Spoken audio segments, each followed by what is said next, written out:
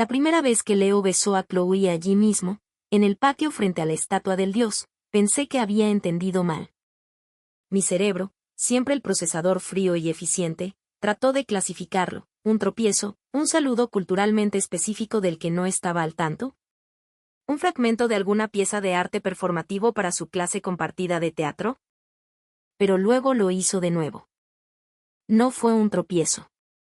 Fue deliberado.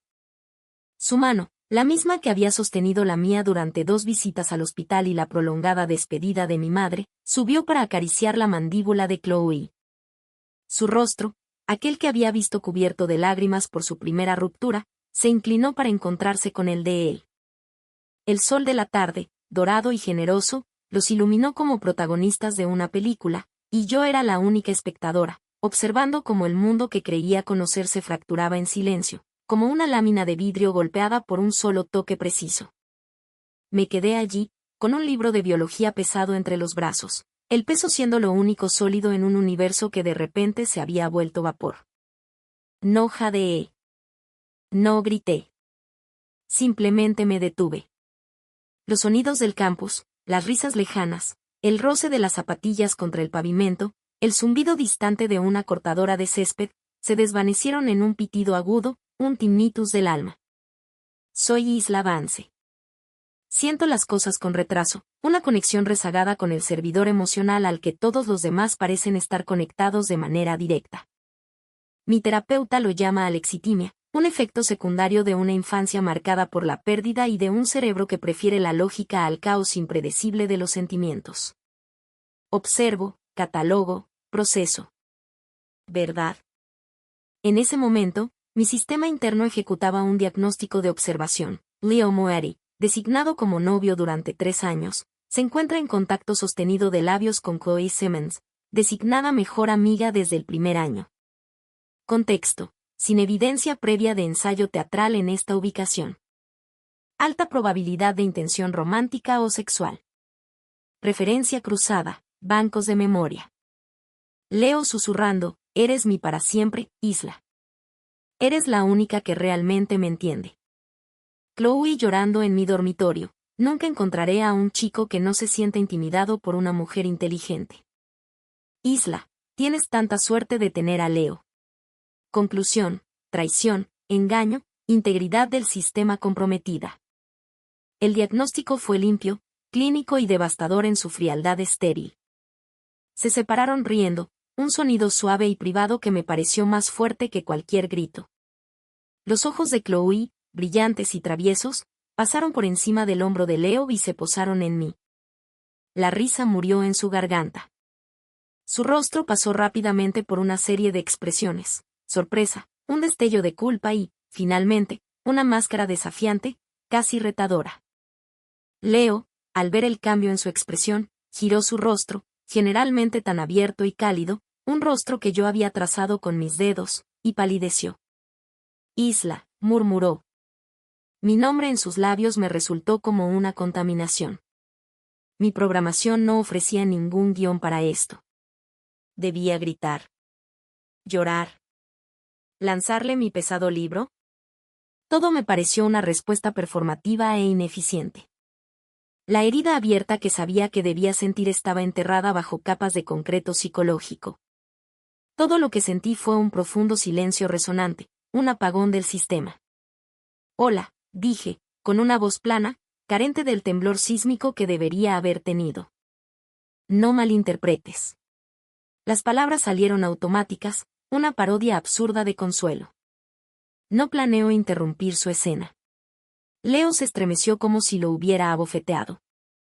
Dio un paso adelante, con el ceño fruncido en ese patrón familiar de irritación impotente que había llevado con frecuencia últimamente. Isla, no es lo que parece. Detente, dije, la palabra cortando su frase con la limpieza de un bisturí. Solo detente. Miré a Chloe. Su mirada vaciló, incapaz de sostener la mía. Entonces me di cuenta de que mi distancia emocional, aquello que Leo a veces decía que lo hacía sentirse invisible, era mi mejor armadura. No podían verme romperme porque la ruptura era interna, en una habitación a la que nadie más tenía la llave. Sin decir nada más, me giré y me marché. Mis pasos fueron medidos, tranquilos. No corrí. Caminé de regreso a la biblioteca, al cubículo donde había estado estudiando para mi examen de genética.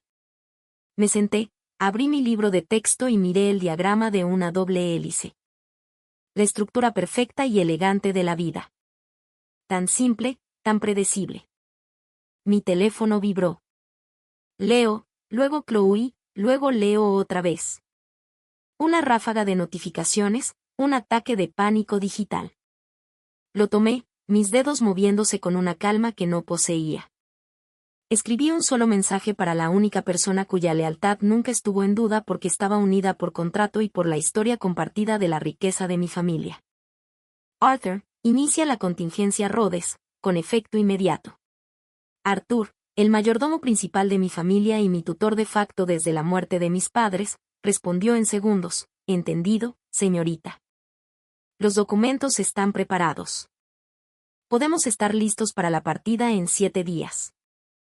¿Desea que informe a la familia Moretti de la terminación de los acuerdos? Miré la silla vacía frente a mí, donde Leo solía sentarse, con su pie marcando un ritmo inquieto contra el mío bajo la mesa. Un dolor fantasma, el eco de un sentimiento, palpitó en mi pecho. Sí, Arthur. Infórmeles. Y Arthur cancela la gala benéfica conjunta. Retira todas las inversiones de Vance Holdings del fondo de inversión Moretti. Dejé el teléfono boca arriba.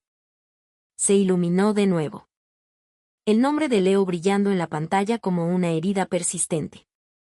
Lo observé hasta que la pantalla se volvió negra. El silencio en mi mente ya no estaba vacío, se llenaba con el sonido tranquilo e inexorable de engranajes girando, de un nuevo rumbo trazado. Él pensaba que mi calma era ignorancia, que mi silencio era debilidad. No sabía que el día que tomó mi mano por primera vez, mis abogados ya habían redactado la contingencia. No sabía que mi confianza, una vez rota, tenía la integridad estructural de una estrella de neutrones, increíblemente densa, fría y capaz de colapsar sistemas enteros al desmoronarse. Quería una reacción. La tendría, pero no serían las lágrimas ni los gritos que esperaba. Sería la eliminación quirúrgica y silenciosa de todo su mundo. Y yo era la cirujana. El silencio después de que cae la bomba siempre es la parte más reveladora. No es un verdadero silencio, sino un vacío que absorbe todas las palabras no dichas, las excusas, las justificaciones frenéticas. Mi teléfono finalmente dejó de vibrar, pero el eco digital flotó en el aire durante horas. Permanecí en la biblioteca hasta el cierre, mi mirada fija en la doble hélice, sus hebras entrelazadas siendo una metáfora perfecta de la asociación que acababa de desmoronarse públicamente. Cuando finalmente regresé a mi apartamento fuera del campus, un espacio minimalista y elegante pagado por mi fondo fiduciario, el silencio también me esperaba allí. Era más espeso, contaminado de recuerdos. La manta bajo la que nos acurrucábamos para ver películas, la taza de café que me compró con un chiste nerd sobre las mitocondrias, el tenue olor persistente de su colonia en los cojines. Mi sistema interno seguía funcionando, frío, analítico, directivo. Asegurar el perímetro. Eliminar contaminantes. Comencé por lo físico. Encontré una caja vacía en el armario y empecé mi trabajo. Fue un proceso metódico y sin prisa. Un suéter, una copia doblada de Nietzsche que insistía en que leyera, un cepillo de dientes del baño. Cada objeto era un dato, una pieza de evidencia de un caso cerrado. No sentí nada mientras los colocaba en la caja. O más bien, sentí un profundo sentido de orden restaurado. Este era mi espacio. Habían sido comprometidos. Ahora lo estaba reclamando. Estaba sellando la caja con cinta de embalaje cuando una llave giró en la cerradura. La puerta se abrió y Leo entró. Su rostro era un caos de emociones contradictorias, culpa, pánico y una obstinada corriente subyacente de desafío. Isla, dijo con voz áspera, no contestabas tu teléfono. Me estaba volviendo loco. Me enderecé, quitándome un polvo inexistente de las manos. Estaba ocupada, dije, señalando la caja. Limpieza de primavera. Él miró la caja, luego a mí, con los ojos abiertos por la incredulidad. Eso es todo. Solo estás empacando mis cosas después de lo que viste. Lo que yo vi fue notablemente claro, Leo. Tengo una excelente memoria visual. ¿Quieres que lo describa? El azimut solar era aproximadamente de 45 grados, creando un efecto halo alrededor de tu gritó, su voz quebrándose. Basta de ser tan _clínico. Lo Lo hice. Fue un error. Un estúpido error impulsivo. 2 veces, aclaré con calma. ¿La besaste 2 veces? La primera instancia duró aproximadamente 1,2 segundos. La segunda fue más prolongada, alrededor de 3,5 segundos. No fue un impulso, Leo. Fue una decisión. Tuviste tiempo de reconsiderar. Elegiste no hacerlo. Se pasó una mano por el cabello, haciéndolo erizarse. Se veía joven y perdido, y una parte de mi cerebro, la que aún estaba llena de datos antiguos, registró que esto debería evocar lástima. No lo hizo. No entiendes la presión, suplicó, dando un paso más cerca. Eres tan perfecta, Isla. Tan contenida. Nunca me necesitas. Nunca te pones celosa. Nunca lloras. Nunca sientes que él es desordenado. Ella siente cosas. Me hace sentir visto. Pero ahí estaba el núcleo del problema. Mi arquitectura emocional, una fortaleza construida para sobrevivir, estaba siendo presentada como un defecto de carácter. Entonces tu solución para mi estabilidad emocional, dije con un tono equilibrado, era traicionarme públicamente con mi mejor amiga para hacerme sentir algo al orquestar el escenario más cliché y doloroso imaginable. Ese es un enfoque terapéutico fascinante, aunque profundamente defectuoso.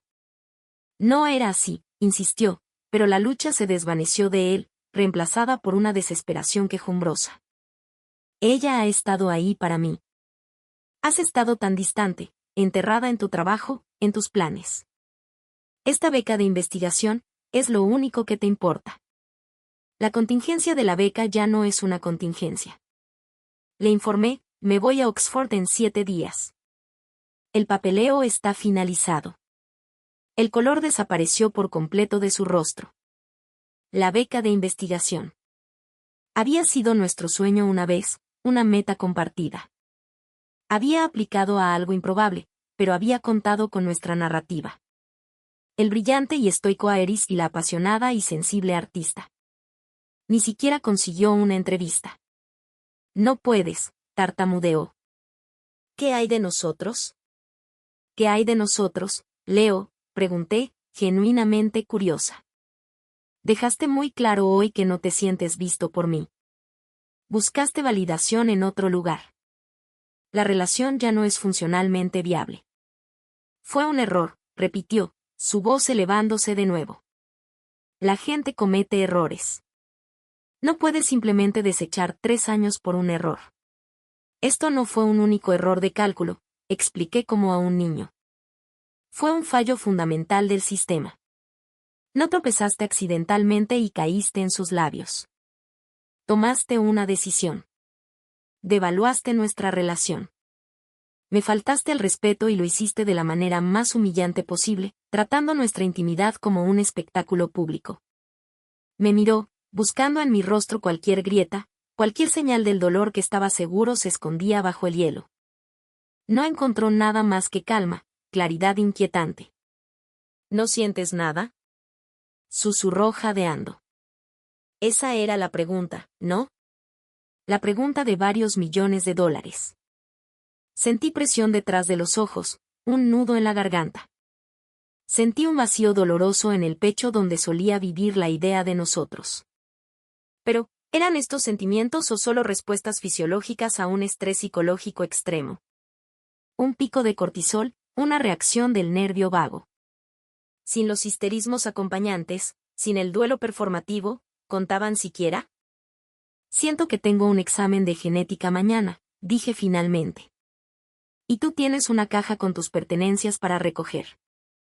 La finalización de esto, entregada en un tono tan razonable, lo rompió. La obstinación desapareció, reemplazada por un pánico crudo y sin filtros. Finalmente entendió. Esto no era una pelea. Esto no era una disputa amorosa que pudiera ganar con un gran gesto o una disculpa llorosa. Esto era una terminación. Isa, por favor, suplicó, con los ojos brillando. Te amo. Soy un idiota. Te amo. Se acercó a mí, pero di un paso preciso hacia atrás, fuera de su alcance. El espacio entre nosotros ahora era oficial. Toma tu caja, Leo, dije, dirigiéndome a mi dormitorio. Y deja tu té en la encimera. No esperé a verlo irse. Cerré la puerta del dormitorio detrás de mí, el suave clic del pestillo resonando como un disparo en el silencioso apartamento. Me apoyé contra la puerta, escuchando. Oí un sollozo áspero, el sonido de la caja siendo levantada, un último golpe frustrado de la puerta principal, y luego el verdadero y profundo silencio. Me deslicé al suelo, abrazando mis rodillas. La presión detrás de mis ojos se intensificó. Una sola lágrima caliente escapó y trazó un camino por mi mejilla. La observé caer sobre el piso de concreto pulido, una perfecta gota solitaria de agua salada. Sentí un interés académico distante por ello. Así que eso es lo que se siente. La limpié con el dorso de mi mano. El sistema había encontrado un error. Había registrado el evento, diagnosticado la causa e iniciado el protocolo de recuperación. La respuesta emocional fue notada y archivada. Sería ineficiente insistir en ello. Había trabajo que hacer. La noticia, como sabía que ocurriría, se esparció por el campus con la virulencia de un resfriado común. A la mañana siguiente, mi camino al examen de genética estuvo acompañado por una sinfonía de susurros y miradas de reojo. Ya no era solo Islav, la distante y rica Eris. Era Islav, la chica que fue públicamente dejada. La narrativa que podía contar ya se estaba escribiendo sin mi intervención. La apasionada artista, la mejor amiga vivaz y la fría novia insensible que él se vio obligado a escapar. Era una historia que ellos entendían. Era más simple que la verdad. Tomé mi examen, con concentración absoluta. Las preguntas sobre el empalme génico y la herencia mendeliana eran un refugio bienvenido, un mundo de absolutos y resultados predecibles. Mientras escribía, noté a Leo entrando en el aula, tarde y desaliñado. Tomó asiento en la parte de atrás, con su mirada ejerciendo un peso físico sobre mi nuca. No me giré. Terminé mi examen con 10 minutos de sobra, lo puse en el escritorio del profesor y salí sin mirar atrás. Chloe me encontró más tarde esa tarde en el laboratorio de bioquímica donde analizaba secuencias de proteínas. No tocó la puerta, simplemente la empujó y se quedó allí, con los brazos cruzados. El acto herido y vulnerable del quad había desaparecido, reemplazado por una dureza desafiante. Necesitamos hablar, anunció. No levanté la vista de mi espectrómetro. No tengo nada que decirte, Chloe. Oh, creo que sí lo sabes, dijo ella, entrando y dejando que la puerta se cerrara tras de sí. Crees que estás por encima de todo, ¿verdad? Con tu apartamento perfecto, tu ropa perfecta y tu rostro perfectamente inexpresivo. Leo necesitaba a una persona real, Isla. Necesitaba a alguien que realmente reaccionara cuando la tocaba. Finalmente levanté la cabeza. Y tú le proporcionaste ese servicio en público. Gracias por aclarar la naturaleza de tu apoyo. Ella se estremeció, pero insistió. Él es miserable. Cometió un error. Pero tú simplemente lo eliminas como si fuera un componente defectuoso. Eso no es amor. Eso es gestión corporativa. El amor es una reacción química diseñada para fomentar la procreación y el vínculo de pareja, dije, girando una perilla en la máquina. Desde un punto de vista biológico, su reacción hacia ti es perfectamente lógica, aunque éticamente esté desalineada con nuestro contrato social preexistente. Mi reacción de terminar el contrato también es lógica. Eres imposible, escupió, perdiendo la compostura. Eres un robot. Pasaste 3 años intentando encontrar el corazón dentro de ti. ¿Y sabes qué? No hay ninguno. Solo eres una carcasa vacía llena de dinero y datos. Reflexioné un momento. Una carcasa vacía no habría pagado tu cirugía dental de emergencia el año pasado cuando perdiste tu seguro. Una carcasa vacía no habría pasado 6 horas sosteniéndote el cabello mientras vomitabas vodka barato después de que tu padre te humillara. Esa fui yo, Chloe. Al parecer, mi programación incluye una subrutina bastante sólida para la amistad. Lástima que la tuya no. Su rostro se tiñó de un rojo irregular, no tuvo respuesta. Los hechos eran demasiado sólidos. Esto no ha terminado, dijo con voz baja y venenosa. No puedes simplemente irte y ganar. Todos sienten lástima por él. Todos saben que tú lo llevaste a eso. Salió furiosa, dejando el aroma de su perfume barato flotando en el aire estéril. Hice una nota mental para encender el purificador de aire antes de continuar mi trabajo. Contaminantes. Más tarde, en la cafetería del campus, se desarrolló el acto final de su pequeña obra. Estaba revisando el catálogo de cursos de Oxford cuando Leo y Chloe se acercaron a mi mesa. Fue un movimiento coordinado, un frente unido. Él parecía decidido, ella, triunfalmente compasiva. Isla, comenzó Leo con una voz demasiado alta, actuando para el público de estudiantes adictos a la cafeína. Tenemos que aclarar las cosas. Tomé un sorbo de mi café negro. El aire me parece perfectamente claro. Chloe me contó lo que le dijiste, continuó él, colocando una mano protectora sobre su hombro. No puedes amenazarla. Si tienes un problema, es conmigo. Cerré el catálogo. No tengo un problema. Tengo una fecha de partida. Chloe se inclinó hacia su toque, con los ojos muy abiertos. Leo, está bien. No debería haber esperado que ella entendiera. Nunca ha sentido una pasión real en su vida. Luego me miró con aire compasivo. Lamento que te hayas enterado así, Isla.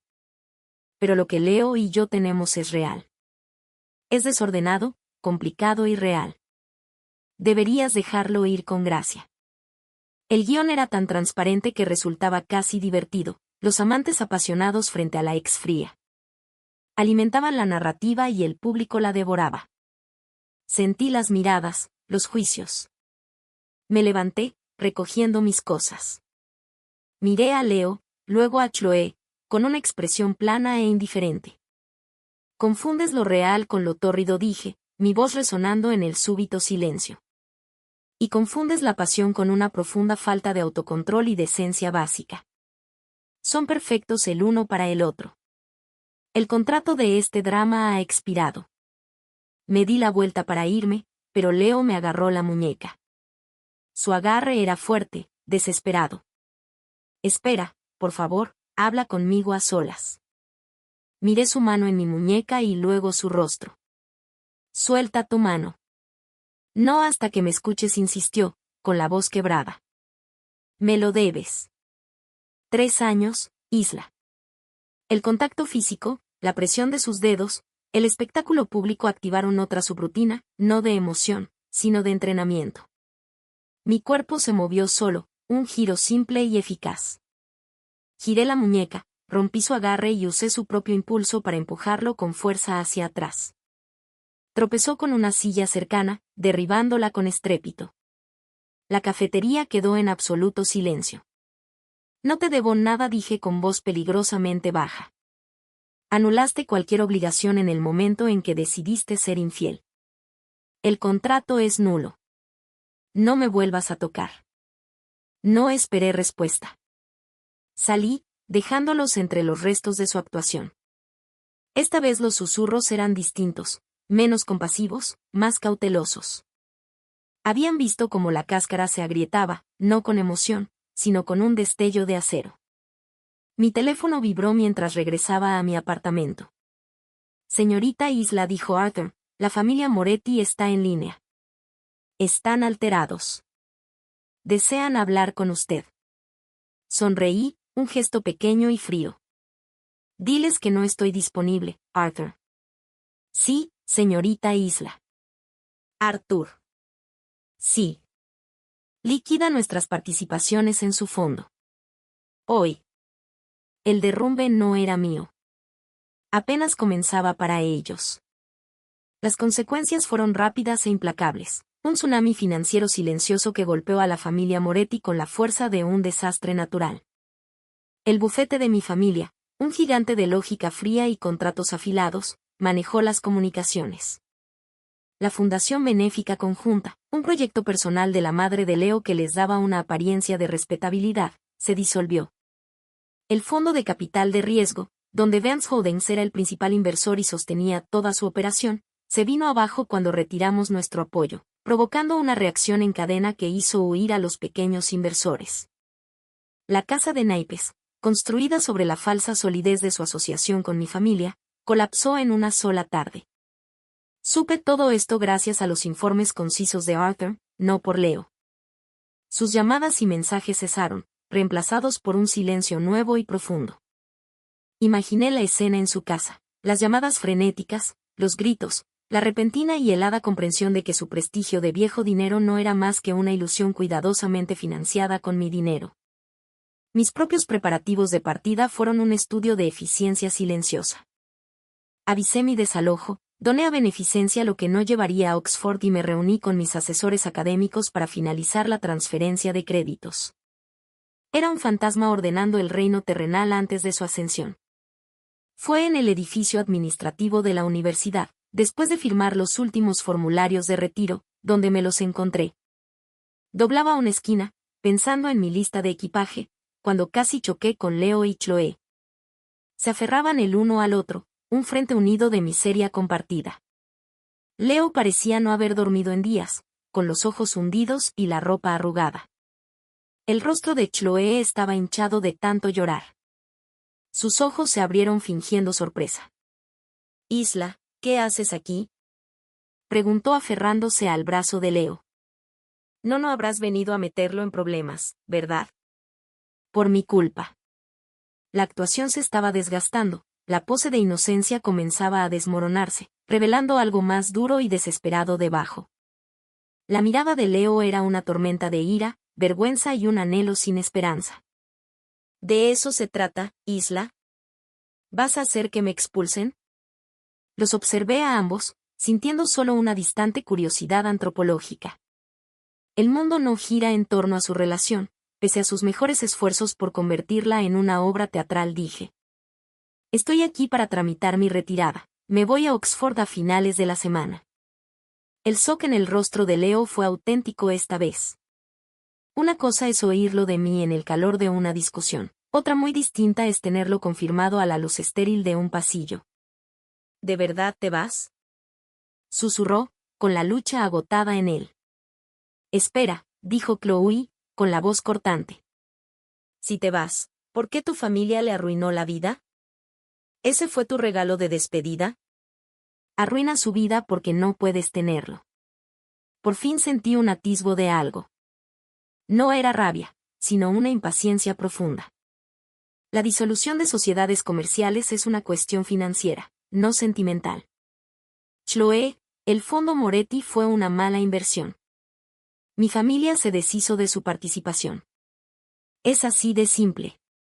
Mentirosa, chilló, su voz resonando en el corredor. Unas cuantas asistentes administrativas asomaron la cabeza por las puertas. Hiciste esto para castigarlo. ¿Para castigarme a mí? Eres rencorosa, desalmada. Leo trató de callarla, pero ella lo apartó, dio un paso hacia mí y señaló al aire con el dedo. ¿Crees que has ganado? Estás huyendo. No podía soportar verlo feliz conmigo. Así que te llevas tu dinero y te vas. Di un paso adelante, acortando la distancia entre nosotras. Mi falta de reacción, mi absoluta quietud, resultaban más intimidantes que cualquier grito. La felicidad construida sobre la traición es una base inestable, dije, con la voz baja y precisa. Y en cuanto a huir, no huyo de nada, me muevo hacia mi futuro. Un futuro del que tú y tu novio ya no formáis parte. Te sugiero que empieces a imaginar el tuyo sin la infraestructura financiera y social de mi familia para sostenerlo. Me di la vuelta para irme, pero la voz de Leo me detuvo, rota y diminuta. Vio a mi padre. Tuvo un infarto. El estrés. Está en el hospital. Me detuve de espaldas a él. Procesé la información. Sentí una sensación lejana y abstracta de pesar por el hombre que siempre había sido amable, aunque demasiado ambicioso, por su hijo. Pero no sentí responsabilidad. Siento oír eso, dije, y lo decía en serio. Espero que se recupere. Y me fui. No miré atrás. Oí a Chloe empezar a sollozar, hipos de duelo performativo, y los murmurados y agotados intentos de Leo por consolarla. Su drama era cosa suya ahora. Tenía un avión que tomar. Aquella noche, Arthur confirmó la pieza final del rompecabezas. La desinversión estaba completa. La familia Moretti afrontaba la bancarrota, demandas y el olvido social. La noticia incluso salió en la sección de negocios del periódico local, la historia clásica de un exceso de apalancamiento y la pérdida de un inversor importante. Me senté en mi apartamento casi vacío, las luces de la ciudad parpadeando más allá de las ventanas de suelo a techo. Sentí el silencio no como un vacío, sino como un espacio limpio y abierto. Los contaminantes habían sido eliminados. El sistema se estaba reiniciando. Un día más. El día antes de mi partida, destinado a las últimas diligencias y a la reflexión tranquila, empezó en su lugar con un asedio. Revisaba el inventario de mis cajas enmarcadas cuando sonó el portero. Un sonido insistente y airado. La voz de Arthur, tensa por el disgusto contenido, salió por el altavoz. Señorita, el señor y la señora Moretti están aquí y Leo está con ellos. Insisten mucho. Una parte de mí ya sabía que esto vendría, la última jugada desesperada. Súbelos, Arthur. No abrí la puerta del todo, solo lo suficiente para verlos en el umbral del lujoso pasillo de mi edificio. El señor Moretti, a quien yo solo había visto en trajes hechos a medida, iba con ropa casual arrugada, el rostro pálido. La señora Moretti con su bob rubio caro de Eri, despeinado tenía los ojos enrojecidos y Leo estaba entre ellos, la cabeza baja, con menos aspecto de artista rebelde y más de niño abochornado.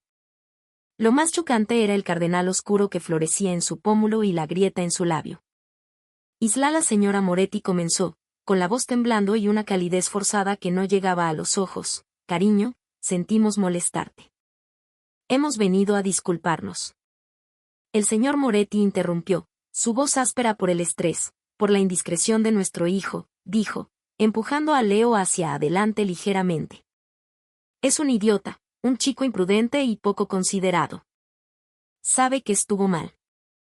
Leo no me miró, sus hombros estaban encorvados, irradiando una mezcla de vergüenza y resentimiento contenido.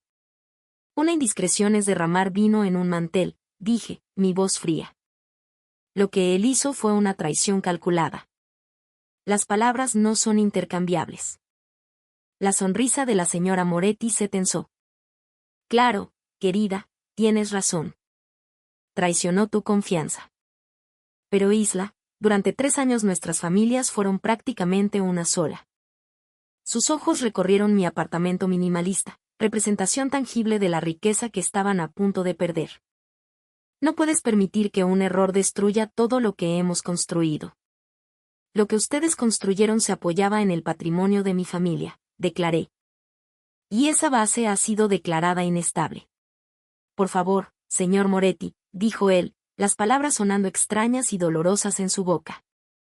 Las facturas del hospital, los inversores estamos al borde de la ruina. Le suplicamos, retire a sus abogados. Restituya la financiación. Lo compensaremos. Él lo compensará, dijo, señalando a Leo. Ese era el momento en que se suponía que debía ablandarme, conmoverme por su desgracia, volver a acoger al príncipe descarriado por lástima o por un sentido del deber. Miré a Leo. ¿Tienes algo que decir en tu defensa? ¿O eres simplemente un accesorio en la negociación de tus padres? Finalmente alzó la cabeza. Sus ojos estaban huecos. Me equivoqué, murmuró, palabras claramente aprendidas.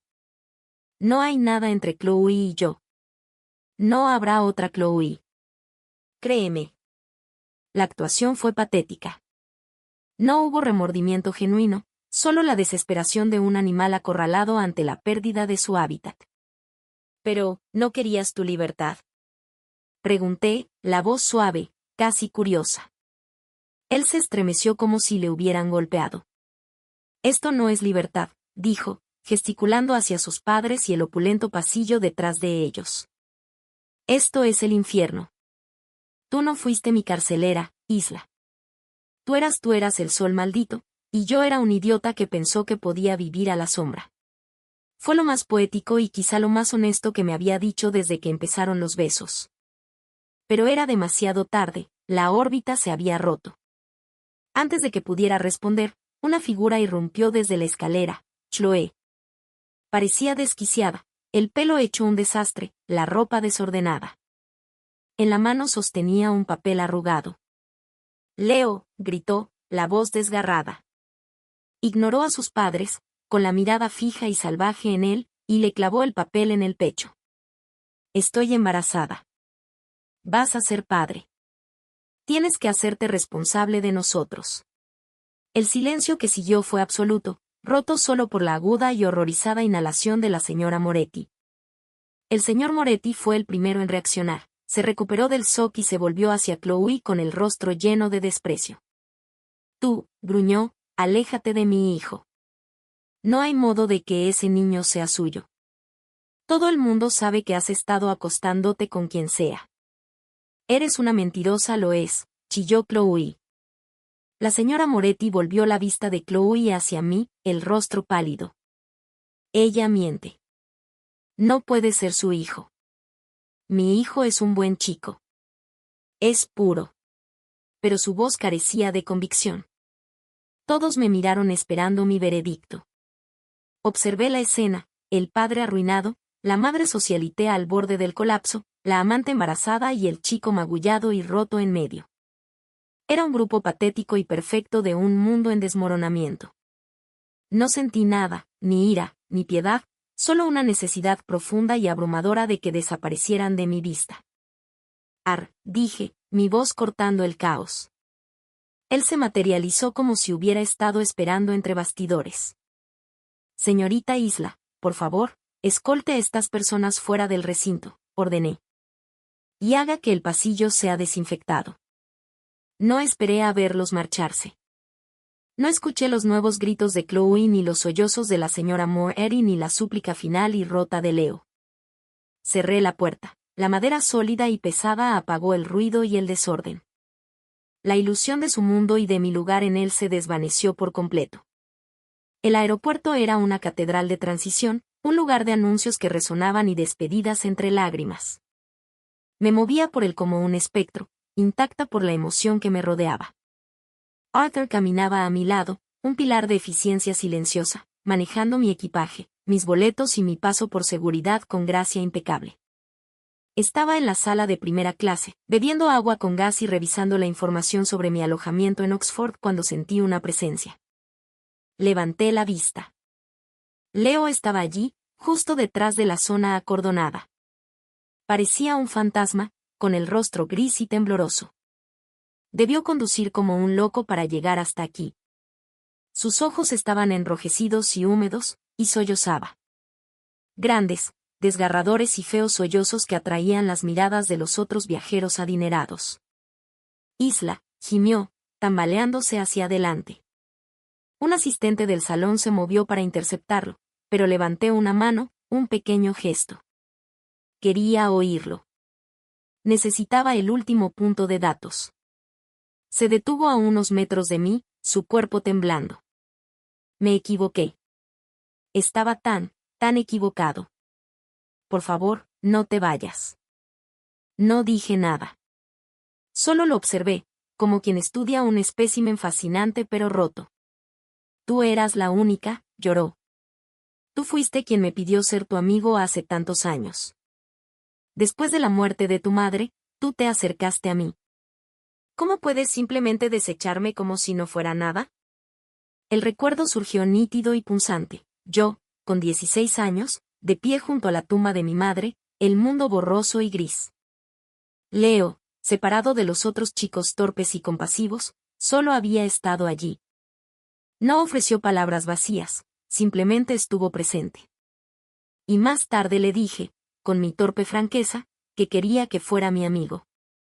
Fue el acto más vulnerable que había cometido en mi vida.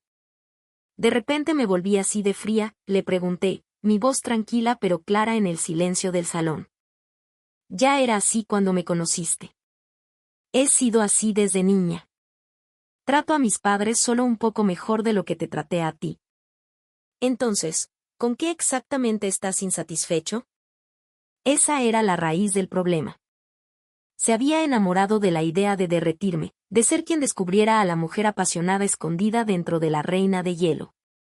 No me había amado a mí, había amado su propio proyecto. Si no tienes la capacidad de tenerlo todo, continué, mientras la pieza final de mi tesis encajaba en su lugar, no puedes exigir ambas cosas. Querías la estabilidad que yo proporcionaba y el drama que te ofrecía Chloe. No puedes tener ambas. El sistema no funciona así. No sé si escuchó una sola palabra. Estaba perdido en su propia representación del dolor, suplicando, llamándose idiota, un tonto, un hombre que había tirado un diamante por un trozo de vidrio. Le di una última y larga mirada. Vi su rostro surcado de lágrimas, sus manos temblorosas, la completa ruina del chico al que una vez, a mi manera extraña, había amado. Sentí un clic final y distante en mi mente, como si un archivo se cerrara y se archivara. Luego me di la vuelta. Tomé mi bolso de mano, asentí a Arthur y caminé hacia la puerta que me llevaría a mi avión. No miré atrás. Escuché un último lamento desgarrador detrás de mí, un sonido de pura desesperación animal, y luego fue engullido por el ruido ambiente del aeropuerto. Subí al avión, me acomodé en mi asiento junto a la ventana y observé al personal de tierra moverse apresurado abajo. Mientras el avión rodaba, vi una figura solitaria de pie junto a la enorme ventana de la terminal, una silueta de derrota absoluta. Se movió una vez, como si saludara, o tal vez simplemente colapsará al fin. Y luego nos movíamos, acelerando, despegando. La ciudad donde había sido hija, amiga y novia se encogió bajo mí, convirtiéndose en un patrón geométrico de luces, un tablero de circuitos que dejaba atrás. Abrí mi maletín y saqué un fajo de papeles, la investigación preliminar de mi primer proyecto de posgrado. El pasado era un bucle cerrado. El futuro, un algoritmo abierto esperando ser escrito. Y yo era la programadora. Oxford no era un nuevo comienzo, era un sistema operativo completamente distinto. Los antiguos muros de piedra, las bibliotecas silenciosas, el rigor preciso del intelecto. Era un entorno para el que mi mente estaba construida. Allí, mi desapego no era un defecto, era un activo profesional. Me elogiaban por mi claridad, por mi falta de sesgo emocional, por mi capacidad de diseccionar un problema complejo en sus partes fundamentales. Me entregué a mi trabajo en neurogenética, estudiando las estructuras mismas de la emoción y la cognición que parecía no poseer. La ironía no se me escapaba. Era una cartógrafa, trazando meticulosamente un territorio que solo podía observar desde una gran altura. Mi madre voló durante mi primer trimestre. Cenamos en un restaurante tranquilo lleno de libros. Se veía mayor, con las líneas del rostro más marcadas, pero sus ojos seguían claros. Escuché sobre los moretus, dijo durante el postre. Un asunto desordenado, sin duda, respondí cortando una pera escalfada. Guardó silencio un momento, jugando con su copa de vino. Siempre temí que, después de que yo me fuera, te quedaras sola. Por eso nunca me opuse a Leo. Te mantenía a salvo y te hacía parecer menos sola. La miré, a esa mujer poderosa y compleja que había construido un imperio mientras lidiaba con su propio dolor. Pensé en las llamadas nocturnas con Arthur, en las transferencias discretas de dinero, en cómo mi mundo había sido diseñado para ser estable, seguro y predecible, todo para compensar la única cosa que ella no podía darme, una brújula emocional normal. Mamá, dije, y la palabra sonó más deliberada que nunca. Sé lo de papá, las infidelidades. Sé que al principio te quedaste por mí. Sé que el secuestro estuvo relacionado con una de sus indiscreciones. Sé que te divorciaste al año siguiente porque finalmente sentiste que yo era lo bastante fuerte, lo bastante mayor para soportarlo. Su tenedor cayó contra el plato. Me miró, su compostura hecha trizas. Isla, ¿cómo? Siempre he sido observadora, dije suavemente. Y tengo acceso a tus archivos legales. Lo sé todo. Lágrimas brotaron en sus ojos, no de tristeza, sino de un profundo y sorprendido alivio. Nunca quise que lo supieras. Nunca quise que esa sordidez te tocara. Me construiste una fortaleza, respondí. Me diste poder, dinero y una educación inquebrantable. Me enseñaste que lo único más fiable que el amor de un hombre es un contrato bien redactado. Mis carencias emocionales no me preocupan, madre. Gracias a ti, tengo poder real.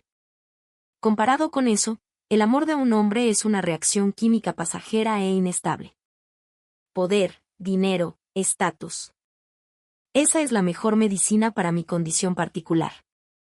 Mi madre comenzó a llorar sinceramente, luego sus lágrimas se convirtieron en un llanto silencioso y purificador. Extendió la mano sobre la mesa y tomó la mía. Su agarre era firme. Tú eres, susurró, la cosa más magnífica que jamás haya creado. Fue lo más cercano que habíamos estado. Finalmente habíamos superado lo no dicho y habíamos entrado en un territorio de comprensión mutua clara. Ella me había dado las herramientas para construir mi propio mundo, y yo las estaba usando. Los años se mezclaron entre sí. Completé mi doctorado. Asumí un papel principal en el Instituto de Investigación Global financiado por mi madre.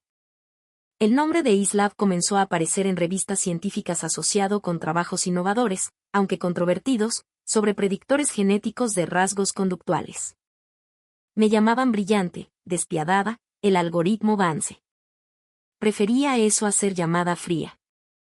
Construí una vida, un hermoso apartamento moderno con vistas al río, un pequeño círculo de colegas de confianza que valoraban mi mente, no mi capacidad de amistad. Tuve amantes, hombres inteligentes que entendían los términos del compromiso, compañía intelectual, placer físico, sin promesas complicadas. Era una vida de exquisito orden controlado.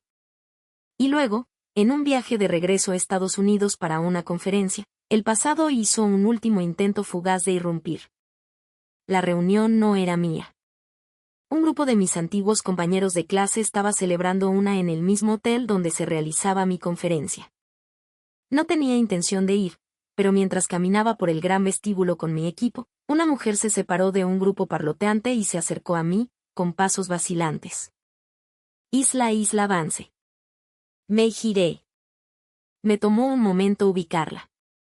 La chica callada que siempre se sentaba en la esquina trasera de nuestra clase de sociología. Ahora estaba elegante, segura de sí misma, pero sus ojos conservaban la misma amabilidad sincera. Solo quería agradecerte, dijo, con voz firme. La beca basada en necesidades que estableciste antes de irte pagó mis últimos 2 años de pregrado. Ahora soy directora de investigación. Cambió todo para mí. Asentí. Me alegra que se hayan cumplido los parámetros del fondo. Sonreí, entendiendo mi lenguaje. Todavía estaban ayudando a personas. No tienes idea. Mientras hablábamos, un alboroto estalló cerca de la entrada principal del hotel. Un repartidor, su ropa empapada por la lluvia, había resbalado en el piso de mármol mojado, esparciendo su paquete de comida. El portero del hotel lo reprendía. Al levantar la vista y apartarse el cabello mojado de la cara, nuestros ojos se encontraron. Era Leo. El tiempo no había sido amable.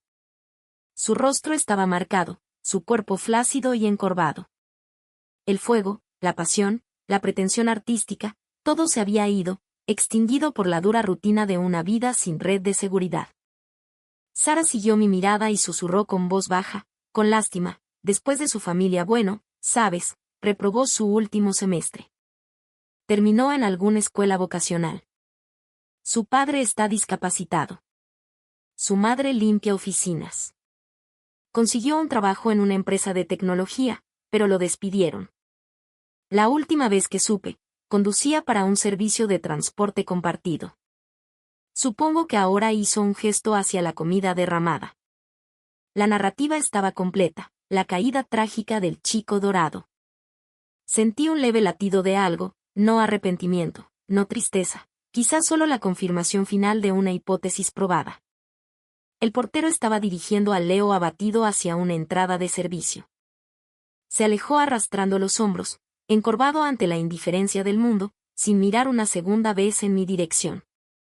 No me había reconocido, o tal vez sí, y era solo otra humillación que soportar. Me despedí de Sarah y continué hacia mi conferencia. Una semana después, en el aeropuerto, esperando mi vuelo de regreso a Londres, una alerta de noticias apareció en mi teléfono. La toqué por accidente. Mujer acusada de la muerte de su padre. La foto era de Chloe. El artículo estaba clasificado.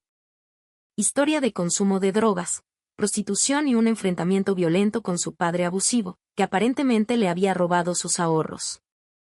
Ella lo había apuñalado. Los detalles eran sucios y patéticos.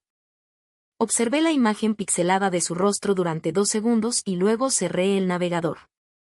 No sentí nada, ni un shock freudiano, ni compasión. Eran estudios de caso de un experimento ya concluido. Seguir involucrándome habría sido poco científico. Los años desde entonces solo han solidificado mi paz. Ahora soy la cabeza del grupo Vance, habiendo asumido completamente el legado de mi madre. Las revistas financieras me llaman la Esfinge, un apodo que encuentro adecuado. Vivo en un penthouse que es más un centro de mando que un hogar. Todo líneas limpias y vistas impresionantes. El silencio allí es una cualidad que cultivo. Un silencio rico y pleno que no se siente vacío, solo completo. A veces mis asistentes me traen propuestas para nuevos proyectos.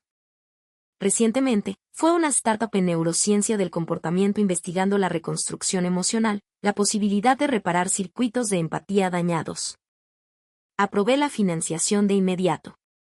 Mi asistente, una joven brillante que siente profundamente y con frecuencia, parecía sorprendida. ¿Ves potencial en esto, señora? Permití una leve sonrisa privada. Veo la ironía, dije. Y la ironía es una forma de reconocimiento de patrones intelectuales. Es valiosa. Ella no lo entendió. No podía. Pero estaba bien.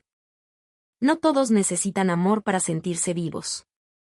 Algunos de nosotros encontramos nuestra vitalidad en el clic limpio y satisfactorio de un plan perfectamente ejecutado, en el zumbido silencioso del potencial de una mente que nunca descansa, en el conocimiento profundo e inquebrantable de que somos los arquitectos de nuestras propias fortalezas. Y mientras mi avión asciende entre las nubes, dejando el desorden emocional brillante de la humanidad muy abajo, cierro los ojos y escucho el zumbido constante del motor. Es el sonido de mi propia libertad. Un silencio que no es vacío, sino un universo de pensamiento puro e inalterable. Y es más que suficiente. Fin.